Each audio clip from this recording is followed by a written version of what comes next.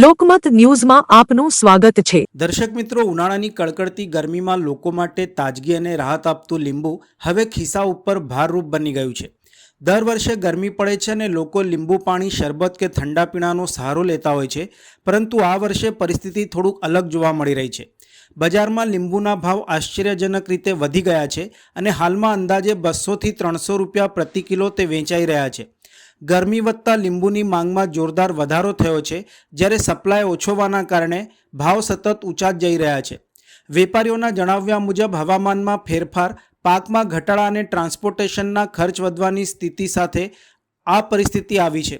પરિણામે જે લીંબુ સામાન્ય દિવસોમાં સસ્તામાં મળી રહેતા હતા તે હવે લક્ઝરી આઇટમ બની ગયું છે। આ પરિસ્થિતિની સીધી અસર સામાન્ય લોકો ઉપર પડી રહી છે। અગાઉ ઉનાળામાં દરેક ઘરમાં લીંબુ પાણી બનાવવાનું સામાન્ય હતું, પરંતુ હવે લોકો વિચારતા થયા છે કે લીંબુ પાણી પીવું કે પછી અન્ય વિકલ્પ શોધવો। રસ્તા ઉપર મળતા લીંબુ શરબતના સ્ટોલ ઉપર પણ ભાવમાં વધારો જોવા મળી રહ્યો છે, જેના કારણે ગ્રાહકોની સંખ્યા ઘટી રહી છે। ઘણા લોકો હવે ઘરેલું ઉપાય તરીકે છાશ, આમ પન્ના અથવા તો અન્ય ઠંડક આપતા પીણા તરફ વળી રહ્યા છે।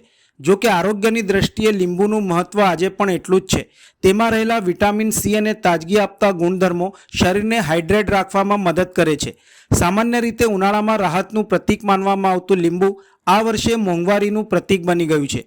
જો આવનારા દિવસોમાં સપ્લાય સુધરશે તો ભાવમાં ઘટાડો થવાની આશા સેવાઈ રહી છે, પરંતુ હાલ માટે તો લીંબુ પાણી પણ લોકો માટે વિચારીને પીવાનું પીણું બની ગયું છે।